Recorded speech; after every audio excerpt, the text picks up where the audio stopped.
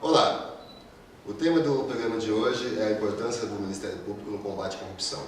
Para conversar sobre o assunto, estou aqui com o excelentíssimo Procurador-Geral de Justiça do Estado de São Paulo, Dr. Márcio Fernando Elias Rosa. Senhor Procurador-Geral, em nome da Associação Brasileira de Combate à Corrupção Política, eu lhe dou as boas-vindas ao nosso programa. Eu agradeço o convite, agradeço esse espaço que vocês cedem ao Ministério Público para essa interlocução. O prazer e a honra é toda nossa. Muito obrigado. Doutor Procurador, em primeiro instante, gostaria de perguntar o que é o Ministério Público e qual a sua função, qual o seu papel na sociedade? O Ministério Público é uma instituição que, na Constituição de 1988, surge dentre os poderes do Estado.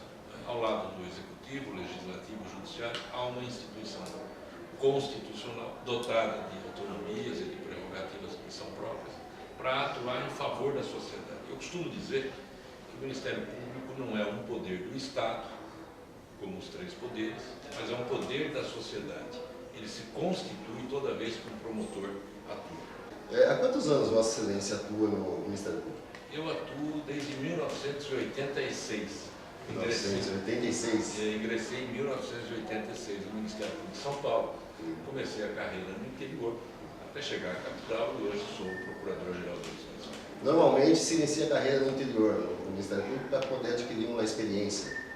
A carreira é feita, no primeiro momento, como promotor substituto, depois promotor de entrância inicial, nas menores cidades, depois entrância intermediária, são as médias cidades, e a entrância final são as grandes cidades, inclusive a capital.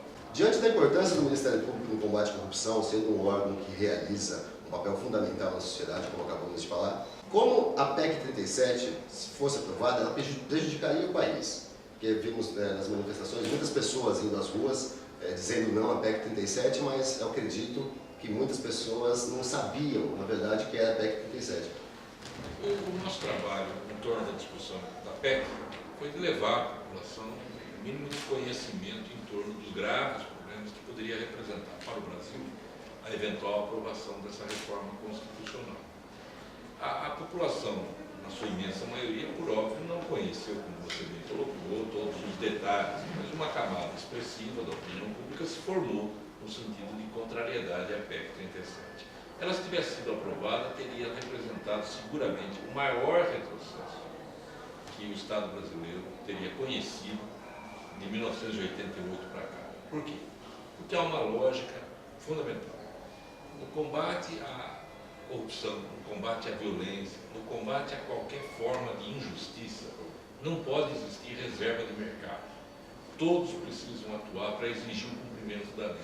O Ministério Público, as carreiras policiais, o Judiciário, o Legislativo, o próprio Poder Executivo. Ou seja, a PEC vinha na contramão da afirmação da democracia e da República. Por quê? Porque reservava para apenas as polícias a possibilidade, a Polícia Civil, a possibilidade de realizar investigação.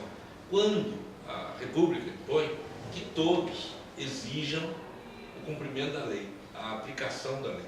Por isso, o Ministério Público se levantou muito preocupado em torno do risco que representava a aprovação daquela ideia infeliz, que era a tal PEC 37, que foi superada. Graças a Deus. O Ministério Público de todo o país se manifestou contra a PEC 37, nós da sociedade, trabalhamos no combate à corrupção, a gente gostou muito da atuação do Ministério Público, foi uma excelente iniciativa, inclusive o próprio cidadão teve uma iniciativa também brilhante, então foi um conjunto de ação entre a sociedade e o Ministério Público que acabou resultando na rejeição da PEC 37. Vocês estão de parabéns, o povo brasileiro também está de parabéns.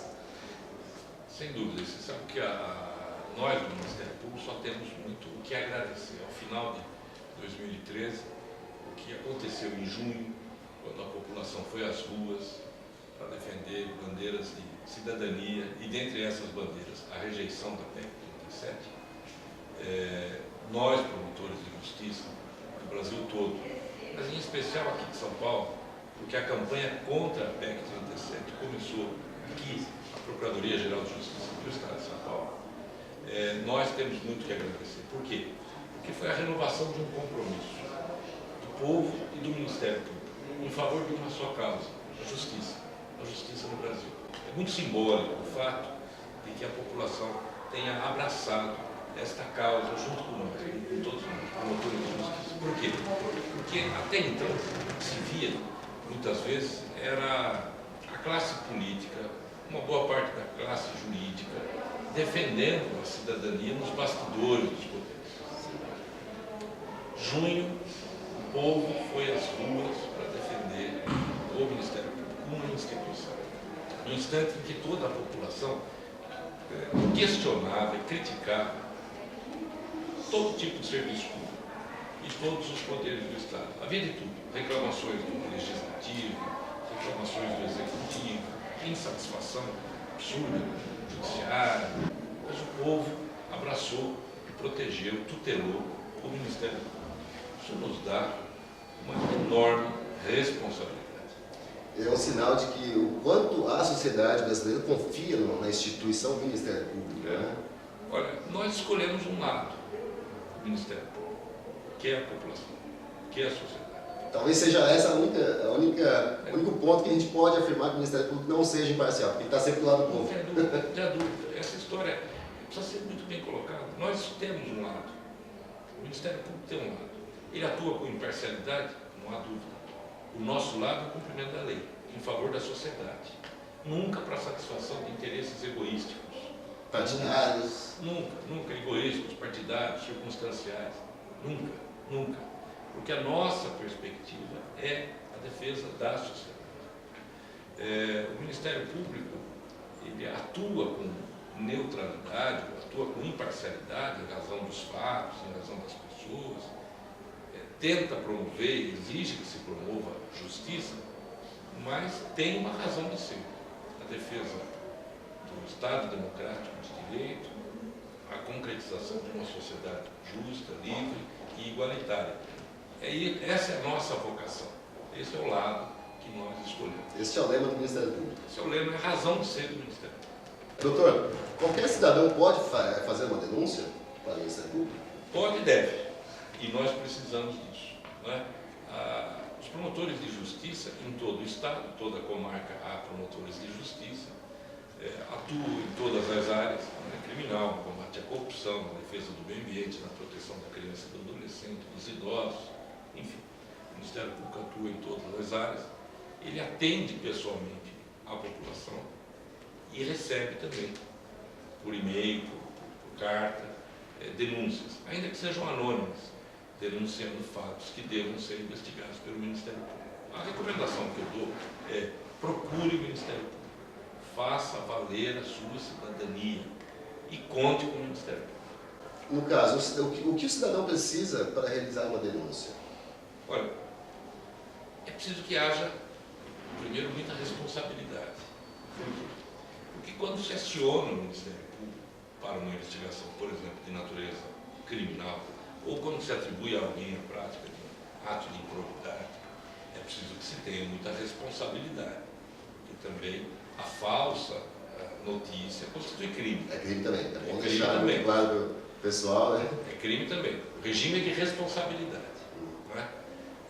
Agora, se alguém tem conhecimento de um ilícito e por qualquer razão não pode se apresentar como denunciante, porque teme, porque pode sofrer uma represália, pode fazer de maneira anônima, dando a descrição suficiente para que o Ministério Público possa realizar algum tipo de investigação ou solicitar que as polícias, por exemplo, a Polícia Civil, realize a investigação. A nossa Polícia Civil atua por meio do inquérito policial, que pode ser muitas vezes requisitado para a instalação do Ministério. Então, muitas vezes, a identidade do denunciante, de quem está fazendo a denúncia, ela é preservada, então, pelo Ministério Público? Ela é preservada quando há necessidade. a denúncia pode ser anônima, não é? Ela só não pode ser falsa. Falsa. Não pode ser falsa. Além da denúncia, existe mais alguma coisa que o cidadão pode fazer para contribuir com os trabalhos do Ministério Público? Olha, pode sim. Prestar atenção nos atos dos poderes do Estado, das autoridades do Estado, inclusive do próprio Ministério Público. Prestar atenção. Realizar essa fiscalização permanente. Há um dever que é imposto a todos nós, que é o de exigir que todos tenham responsabilidade no exercício da sua atividade profissional. Todo aquele que ocupa um cargo público, por exemplo, um funcionário público, um servidor público, tem o dever de zelar pela responsabilidade, pelas atribuições inerentes ao seu cargo. E a população pode prestar atenção nisso, denunciando. Mas o cidadão também ajuda no processo eleitoral, quando acompanha o processo eleitoral e seleciona os seus candidatos, né? Segundo essa premissa da responsabilidade. O cidadão pode fazer muito. Na verdade, quem faz uma nação é o homem, é o cidadão. E na sua opinião, doutor, a sociedade está ficando um pouco mais consciente, está indo atrás da vida passada do candidato, está se preocupando um pouquinho mais? Não tenho dúvida. Eu sou muito otimista com o futuro do Brasil, porque se nós pegarmos esses 25 anos de Constituição, restabelecimento da democracia no Brasil, nós vamos verificar que o Brasil evoluiu e muito, muito. Hoje nós falamos de responsabilidade fiscal, de transparência e acesso à informação, e afirmação dos nossos tribunais de contas, das controladorias, COAF, o Sistema de Movimentação, o próprio Ministério Público, ou seja, criou-se um ambiente de controle social muito mais intenso sobre os atos dos poderes do Estado. E tem dado resultado, bons resultados. O cerco, então, está se fechando contra a corrupção, parece? A tendência é essa? E parece também evidente que há um compromisso ético de muitos políticos e de bons partidos políticos em expurgar aqueles que não se comportam bem. A tendência é essa. A democracia representativa, dos partidos, os que são eleitos e cumprem mandatos, ela vem a fazer uma espécie de autotutela, ela própria criando mecanismos de defesa do regime democrático. Se um servidor público, por exemplo, incluindo o político, estiver envolvido em caso de desvio de verbas públicas, e além dele não querer mais participar do esquema de corrupção, ele quer denunciar o caso, essa pessoa ela pode ser beneficiada no decorrer do processo de alguma forma ao procurar o Ministério Público para realizar a denúncia? Olha, hoje há mecanismos que permitem que se faça algo que o direito norte-americano mais antigo, que é uma espécie de acordo de barganha, né, com a delação premiada, desde que o fato apresentado, descrito, a prova trazida, contribua para a elucidação, é possível que ele se beneficie. Não pode ser só mero denunciante para ter algum benefício. É preciso que seja um denunciante consequente. Em razão disso que ele apresenta, o crime seja esclarecido. Venha trazer algum benefício para o processo em si, para a elucidação dos fatos, né? Benefício para o processo, benefício para a apuração e responsabilização das pessoas, não benefício pessoal. Não é uma confissão de culpa, tão somente. A confissão de culpa é boa para diminuir a pena do réu, mas para excluir a responsabilização, não. A promotoria não é um confessionário em que as pessoas vão lá, confessam os seus pecados e com isso obtêm perdão. Não se trata disso.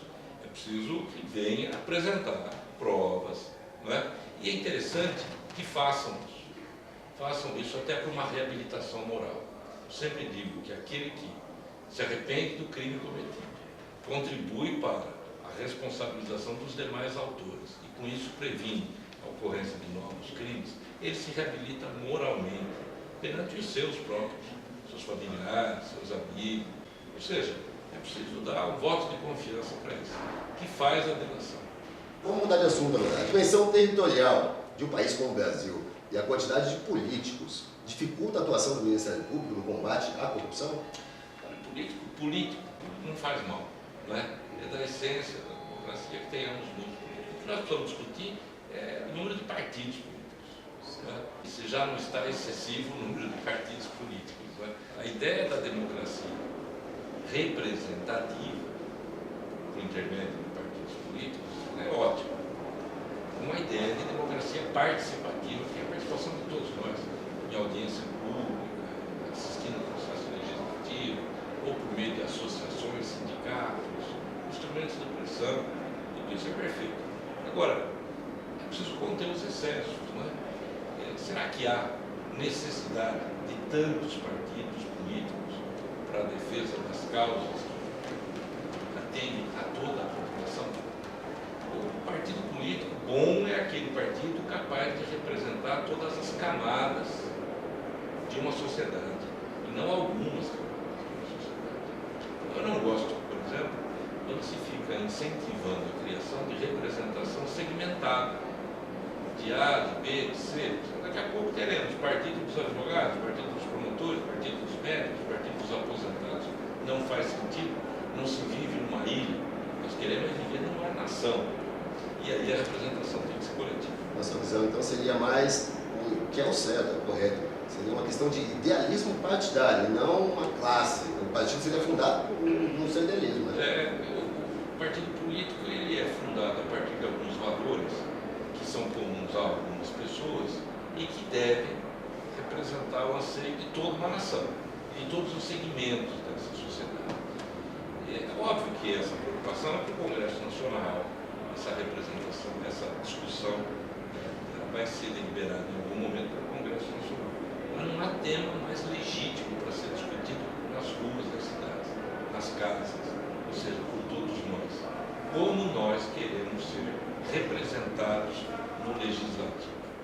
Como nós selecionaremos os nossos representantes para o Executivo? E o caminho para essa seleção são os partidos políticos. Então, nós precisamos trabalhar para o fortalecimento dos partidos políticos. E fortalecer o partido político é exigir que eles tenham, como você falou, tenham uma unidade principiológica em cada um.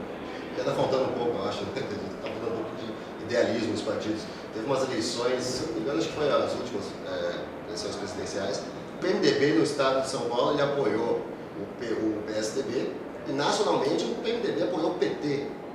Então, eu acho que ficou assim uma coisa meio contraditória, uma perda de idealismo, né? Então, isso daí, infelizmente, lamentavelmente, acontece mesmo.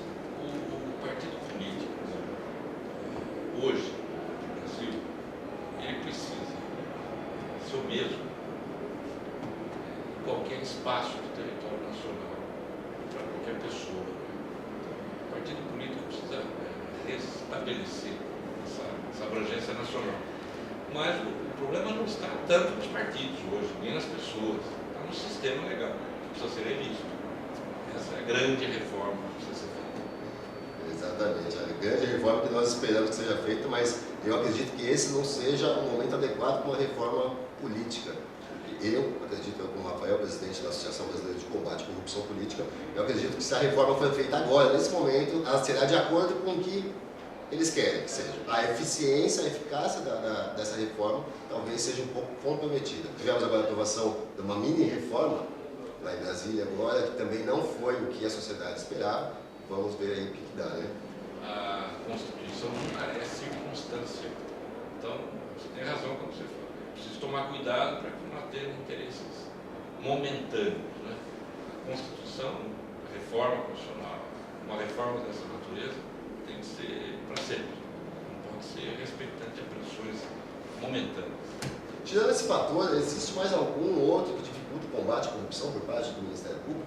O fator da dimensão e outros fatores abordados por Vossa Excelência, não? Agora, o que dificulta a elucidação da corrupção é a circunstância de que ela sempre é praticada às escondidas. Né? Isso é mais difícil, por isso é difícil. Mas o Ministério Público segue o seu caminho. Há 20 anos atrás, o Ministério Público combatia sistematicamente, vou dar dois exemplos, que foram feitos muito aqui em São Paulo. Combate ao nepotismo e ao número de vereadores, por exemplo. 20 anos atrás parecia utópico que nós conseguiríamos impedir o nepotismo, contratar representação de parentes e que nós teríamos uma melhor representação. Duas conquistas já se concretizaram, isso já aconteceu. Ou seja, estamos no caminho certo. Mas as grandes mudanças não são feitas do dia para a noite. Costumo dizer que a construção leva tempo, a destruição aqui é feita imediata. Né?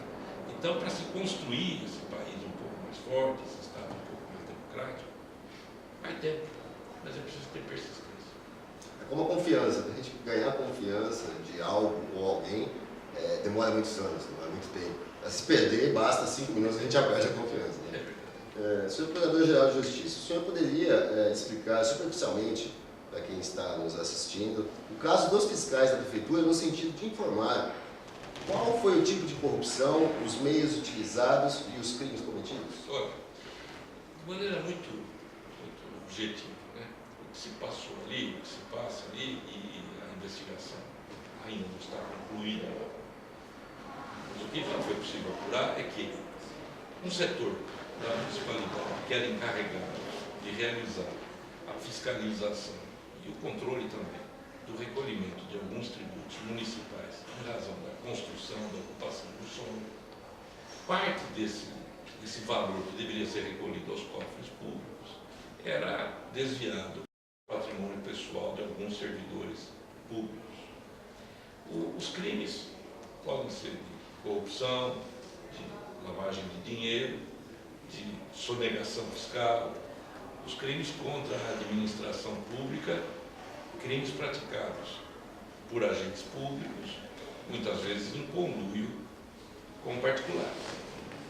Agora, este caso, que ainda está sendo investigado, até para determinar a extensão da conduta de cada um, mostra muito bem como nos tempos atuais a administração precisa se modernizar em todas as áreas.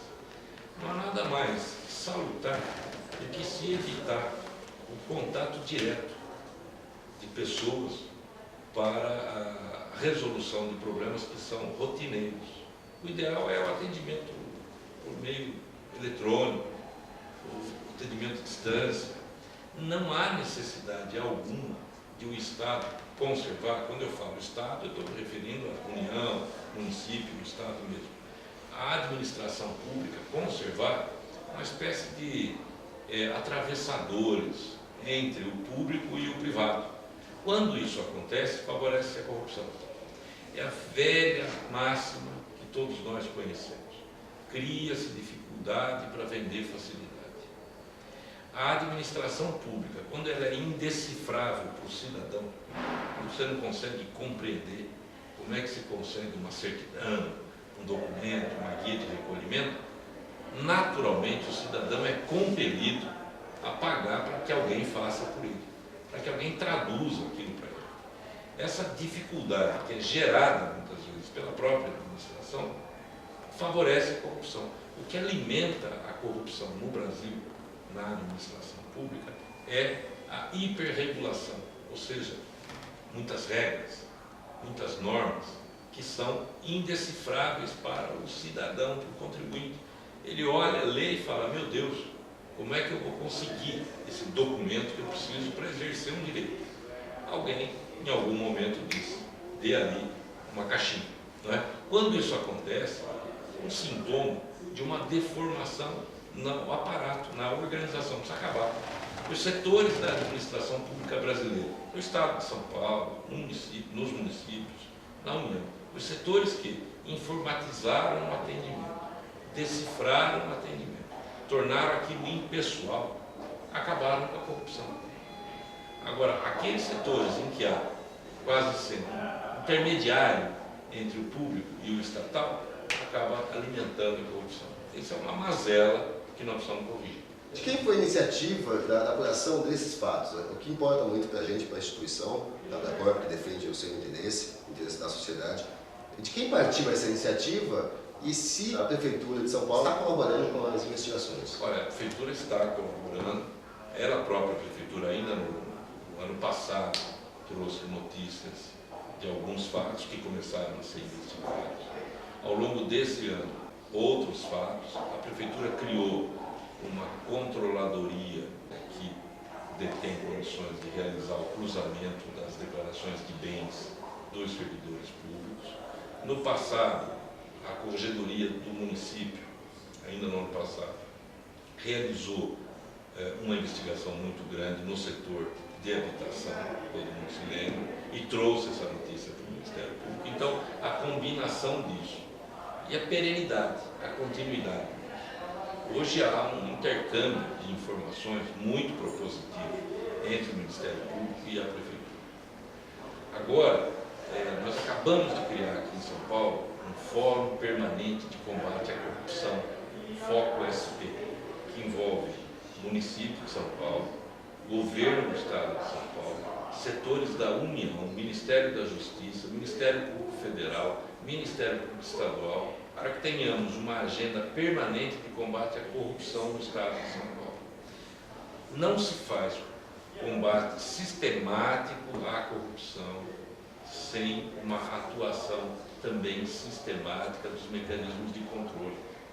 É preciso que todo mundo se junte, é preciso do Banco Central, precisamos da Receita Federal, precisamos do apoio do Ministério da Justiça, precisamos do apoio do Governo do Estado, precisamos do apoio da Prefeitura, das Prefeituras. Porque só assim a corrupção é denunciada e a prova é produzida. Este episódio de São Paulo, como tantos outros, não tão dramáticos, espetaculares, vêm sendo realizados de maneira sistemática. O grande feito recente foi a criação dessa estratégia estadual para o combate à corrupção. Essa frente de trabalho, então, ela está se iniciando aqui em São Paulo, uma excelente ideia, brilhante, e tem condições de estender esse trabalho para os outros estados da federação? Tem. O Rio Grande do Sul tem uma experiência parecida, o Paraná tem uma experiência parecida. Agora, aqui em São Paulo, nós criamos esse Foco São Paulo, Fórum de Combate à Corrupção. Tem um site, doutor? Tem o site do próprio Ministério Público de São Paulo. Mas essa é uma estratégia estadual para o combate à corrupção. O primeiro gestor será, por um ano, a Secretaria da Segurança Pública. Mas olha que feito espetacular. A Polícia Federal, a Polícia Civil, a Polícia Militar, a Polícia Científica, Ministério Público Estadual, Ministério Público Federal, COAF, Receita, todos integram este Fórum de Combate à Corrupção. Nós lançamos isso aqui no Ministério Público de São Paulo, articulamos uma parceria e formalizamos esse convênio há 2 semanas. Excelente, porque há um cruzamento de informações aí, eu imagino que seja fantástico. Né? Informações, ideias, também pessoas capacitadas, gabaritadas para poder tratar o caso da corrupção. Vocês estão de parabéns. Obrigado. Rafael, para você ter uma ideia, eu atuei no combate à corrupção na década de 90, aqui no Estado de São Paulo. Quando nós fazíamos a quebra do sigilo bancário de alguém, nós recebíamos xerox dos extratos bancários. Eram caixas e caixas de papéis que nós próprios, promotores, precisávamos separar, compilar e depois, lançamento por lançamento, tentar datilografar naquele tempo ou digitar. Não havia nenhum trabalho de inteligência. Hoje, o SIMBA, que é um sistema de movimentação bancária, desenvolvido pelo Ministério Público Federal com o Banco Central, mas que São Paulo já tem, faz em questão de segundos o cruzamento de toda a movimentação bancária. Vocês levavam meses para fazer, anos para fazer? Hoje, em minutos. Minutos. É óbvio que o juiz autoriza a quebra do sigilo bancário, oficia para os bancos, autorizando que eles repassem para o SIMBA, que é esse sistema, os dados da pessoa. E em questão de segundos, sai um relatório analítico mostrando para onde foi o dinheiro, da onde ele partiu. Algo que 20 anos atrás não tinha. Com isso demonstra que a tecnologia é uma aliada muito forte no combate à corrupção. Né? Mas o mais importante ainda é o homem. É o homem, com certeza. Vamos chegar lá. Tem uma pergunta aqui também em relação a isso. Na sua opinião, exatamente agora, na sua opinião, apenas a mudança da legislação, tornando-a mais rígida, diminuiria a corrupção na administração pública? Ou que precisa mudar também a educação, a cultura e os costumes da política e da própria sociedade brasileira? Olha, eu não acho que a corrupção seja uma deformação do povo brasileiro. Não é. A A corrupção não é uma deformação do político brasileiro, do administrador brasileiro, não é, porque ela ocorre no mundo todo. Ocorre no mundo todo, sempre aconteceu. Há relatos de corrupção na Grécia Antiga, há relatos nos textos bíblicos, há relatos em toda a história. Os países de esquerda praticavam corrupção. Os países de extrema-direita praticam corrupção. O mundo que era uma ilha, havia corrupção. Esse mundo globalizado, há corrupção. Ou seja, corrupção é um fator que nós precisamos levar em conta sempre que alguém exerce alguma parcela de poder sobre o outro. A corrupção vem do mau uso desse poder. Ele é manejado de modo a permitir que se tenha algum tipo de vantagem. A corrupção é isso. É o mau uso de uma função para a obtenção de alguma vantagem. Né? Direto ou indireto. Ele enriquece, o outro enriquece, por exemplo. Então, vamos dar como objetivo. O ser humano é capaz de cometer corrupção. Não vamos ignorar isso. O que é que muda, então, de um país para o outro, de um período para o outro? É o sistema de reprovação. É a leniência ou não do Estado em relação à corrupção. Isso nós não podemos aceitar. Eu não vejo como um problema do homem, eu vejo um problema do Estado. Nós precisamos fazer com que a justiça, por exemplo, seja ágil em responder a estes casos e que não se tenha nunca dúvida quanto à gravidade que ele representa. Quais são os efeitos da corrupção no Brasil? Pode falar, o dinheiro deixa de ser investido, alguém enriquece. O problema não é esse, o problema é que ele leva um descrédito das instituições da própria vida política. E no momento em que a vida política cai em descrédito, só os espertalhões por ela se interessam. E nós ficamos fadados a isso, a essa crise. Por isso que eu acho que nós precisamos melhorar o sistema punitivo e acelerar os processos judiciais. Muito importante. Muito fundamental, porque alimenta a corrupção, o sentimento de impunidade. A omissão da fiscalização e controle, por exemplo, por parte do Poder Legislativo, em relação ao Executivo, sobrecarrega também, de alguma forma, os trabalhos do Ministério. Eu estou perguntando isso porque vemos debatendo muito nos nossos programas sobre a governabilidade, que atrapalha demais o combate à corrupção política. Nessa ótica, o doutor teria, assim, alguma coisa a acrescentar? Esse jogo político do Executivo com o Legislativo não é do meu domínio pessoal, evidente, eu não conheço, nunca integrei, né? A gente assiste. Mas alguém já disse, e tem razão, que governar é praticar entre o desagradável e o desastroso, né? Que governar é também desagradar a pessoa. E o Legislativo, isso para o Executivo, e o Legislativo, ao contrário, trabalha numa perspectiva de gerar muito mais o agravo, né? No bom sentido, atender. Então, entre aquele que tem uma reserva do que é possível ser feito e o outro que reivindica tudo, deve ser um confronto, uma tensão permanente. Mas o senhor tem razão. O oxigênio da democracia é o Legislativo. Nessa composição de forças entre Judiciário, Legislativo e Executivo, nós precisamos ter muito respeito pelo Legislativo. Porque de lá é que sai o desenho futuro. Não é? De lá é que sai a representação política. Na sua opinião, doutor, a imparcialidade e a eficiência do Ministério Público se justifica também pelo fato de ser um órgão independente, como nós já falamos aqui, já abordamos esse assunto, comparado, por exemplo, a alguns casos fracassados de apuração de irregularidades na Câmara dos Deputados, através do Conselho de Ética e Decoro Parlamentar, onde os próprios deputados, eles são analisados, esses comportamentos são analisados por outros deputados. Isso também, o senhor acredita, na sua visão, esse sucesso de desempenho do Ministério Público se dá em razão a isso também, né? Eu acho que sim, não é defeito para nenhum outro, né? Aliás, nenhuma instituição ou poder precisa escancarar os defeitos do outro para ressaltar suas virtudes. Na verdade, nós precisamos cumprir o nosso papel. E o Ministério Público vem fazendo isso. Agora, a lógica de atuação do Ministério Público é diferente dos outros. Porque nós aqui atuamos como um órgão de controle externo, que é mais fácil do ponto de vista da determinação para que se faça, mas é mais difícil para se conhecer as circunstâncias, né? É mais difícil de apurar, né? Mas a decisão de apurar é mais fácil de ser tomada. O nosso campo de atuação é jurídico, do legislativo é político. Os valores são outros. Quer dizer, nós trabalhamos aqui com a ideia da imparcialidade e da aplicação rigorosa da lei. O legislativo também tem a preocupação em se conservar como poder, que é nobre, é salutar. Então, eu não vejo nenhuma anomalia nisso. São instâncias diferentes. E a Câmara dos Deputados tem se preocupado bastante com a questão de imagem institucional, né? Isso é bom, assim como os outros órgãos, né, também tem se preocupado. É obrigação primária de todo mundo, né?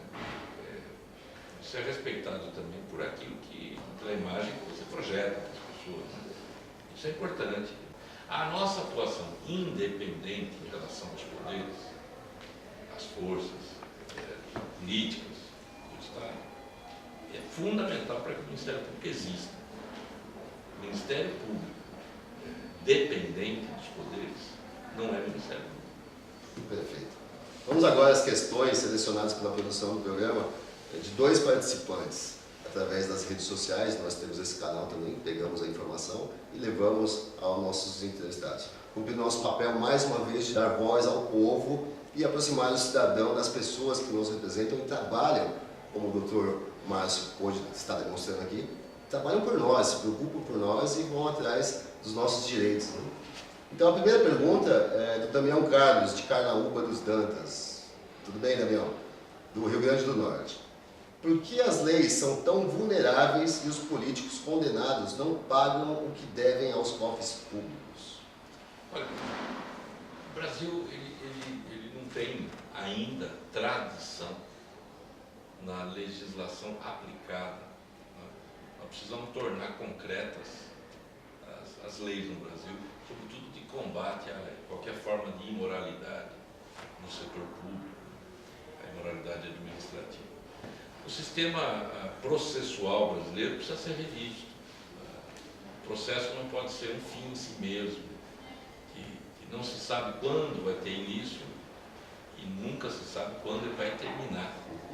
E não se cumpre pena sem processo extinto, sob pena de antecipar condenações. Então, a grande reforma que eu acho que nós precisamos fazer é do processo, é tornar ágil e eficiente o judiciário. O judiciário não dá uma resposta adequada, não por sua culpa, mas porque o sistema processual não o habilita a isso.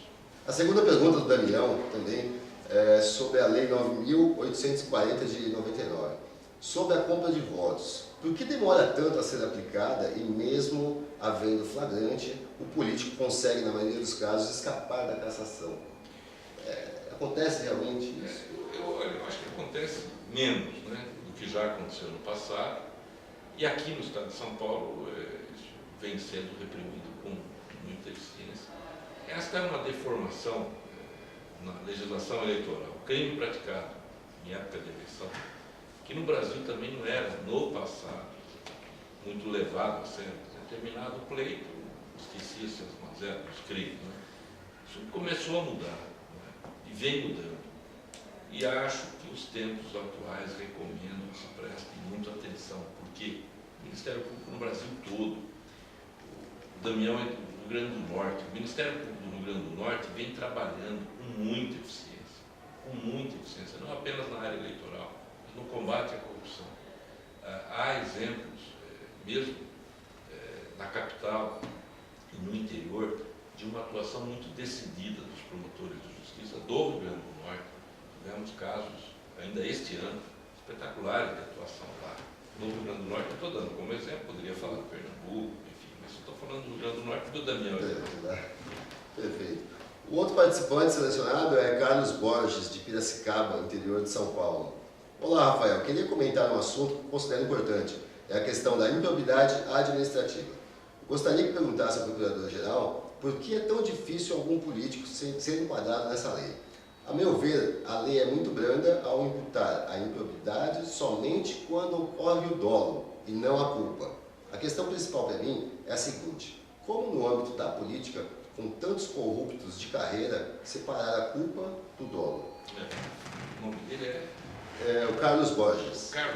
Carlos Borges de Piracicaba. Olha, ele tem razão. O Brasil tem um problema, há até 92, a nossa legislação entendia como corrupção enriquecimento ilícito, o que é um erro. Nem sempre há dinheiro envolvido, né? Pode ser um favor, pode ser qualquer tipo de vantagem.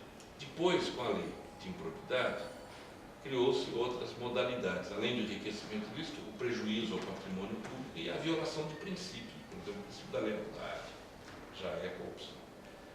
Só que a tendência é que se faça a interpretação da lei, que também admite a punição por culpa, também admite, tanto a forma dolosa quanto culposa.